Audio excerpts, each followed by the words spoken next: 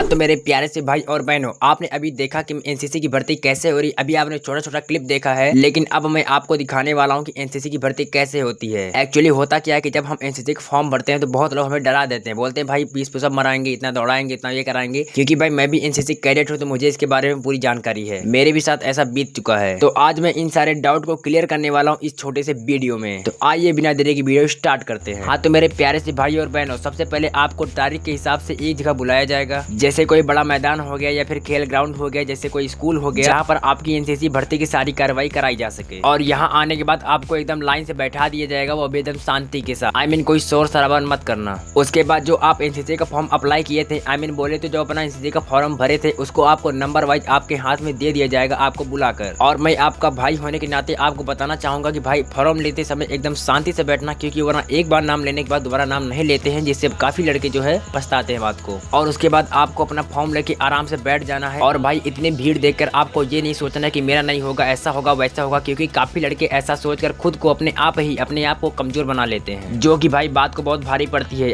आपका हौसला जो है वो टूट जाएगा और फिर बात को आप खुद को भी नहीं दोष दे पाएंगे। इसलिए भाई आराम से बैठो, कोई टेंशन लेने की बात ही नहीं है। उसके बाद आपकी हाइट देखी जाएगी।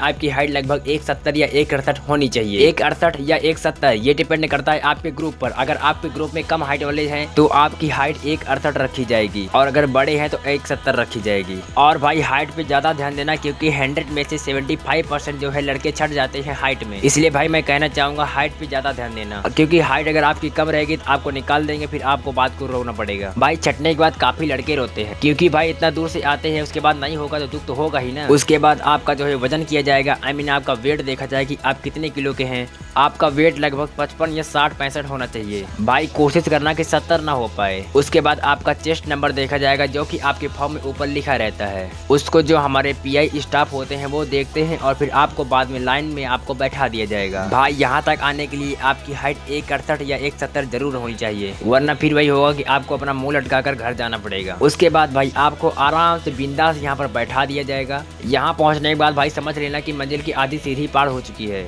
उसके बाद भाई बात आती है फिजिकल टेस्ट की। बोले तो यहाँ आपको एकदम लाइन से सीधा खड़ा करा दिया जाएगा, वो भी एकदम शांति के साथ। भाई शोर शराबा बिल्कुल मत करना। उसके बाद आपके दोनों हाथों को ऐसे आगे कराया जाएगा। फिर हमारे सर जो है वो आपका हाथ देखेंगे कि भाई कहीं टूटा तो नहीं है, फ्रैक्चर तो नहीं है, फिर कहीं टेढ़ा तो नहीं है, ऐसा ये सब चेक करेंगे। घबराना बिल्कुल नहीं, क्योंकि ये सब आम बात होती है। बस ऐसे आराम से हाथ आगे करके खड़े रहना। उसके बाद फिर बात आती है भाई पैरों की।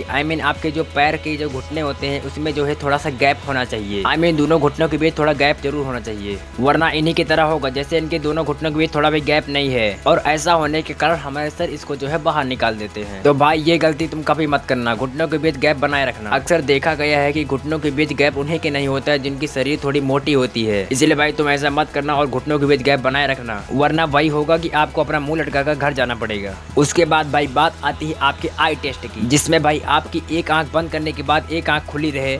जैसे दाहिना आंख बंद करो तो बायां खुला रहे, और बायां बंद करो तो दाहिना खुला रहे। ऐसा एक्सपीरियंस आपके अंदर जरूर होना चाहिए, वरना इसमें भी आप छांट दिए जाओगे। उसके बाद बात आती है आपके पैर के तलवों की। आपका जो पैर का तलवा होता है वो एकदम चिकना नहीं होना चाहिए, बल्कि उसमें भी थोड़ा ऊंच खाल गैप होना चाहिए, जैसा कि वीडियो के माध्यम से तुम देख सकते हो, वरना फिर वही बात आप छांट दिए जाओगे। इतना सब होने के बाद भाई बारी आती है रनिंग की। रनिंग में 800 मीटर आपको दौड़ाया जाएगा, लेकिन हमारे यहाँ रीजन ये हो गया कि आज बारिश बहुत ज्यादा होने के कारण जो रनिंग होनी थी वो रनिंग हमारी कैंसिल हो जाती है। लेकिन भाई तुम इसके चक्कर में मत रहना, क्योंकि ये रनिंग अभी नहीं हुई, लेकिन बात को रनिंग होगी, इसलिए तुम रनिंग के लिए तैयार रहना। एंड भाई उसके बाद लाइन वाइज आपको क्लास में लाया जाएगा। बारिश हो रही थी इसलिए क्लास में, वरना ग्राउंड पेपर दिलाते हैं, जिसमें भाई आपका रिटन एग्जाम होगा। यहाँ आपको क्लास में बैठाया जाएगा एकदम नंबर वाइज नंबर, वो भी एकदम शांति के साथ। यहाँ पर आपको एक पेपर दिया जाएगा, जिसमें भाई निबंध आता है और कुछ फुल फॉर्म लिखने होते हैं, और इसी प्रकार कुछ पेपर होता है आपका, जिसका टाइम भाई 45 मिनट होता है। और भाई इसी प्रकार आपकी एनसीसी भर्ती की पूरी कार्रवाई पूरी हो जाएगी, और फिर आप अपने किस्मत और कर्म को जीतते हुए चले जाएंगे अपने घर। और बाकी भाई जो छट गए वो अपने कर्म और किस्मत से छटे हैं, और बाकी भाई उनके पास एक बार और मौका है, क्लास 12 में एनसीसी का फॉर्म अप्लाई कर सकते हैं। और जो प्रोसेस लड़कों के साथ होता है वही प्रोसेस लड़कियों के साथ भी होता है। तो भाई आपने देखा कि एनसीसी की भर्ती कैसे होती है। भाई माइक नहीं है इसलिए थोड़ा वॉइस आगे पीछे होती है। बाकी भाई अगर आपको वीडियो अच्छा लगा हो तो एक लाइक करके चैनल सब्सक्राइब करना और प्यारा सा कमेंट जरूर करना।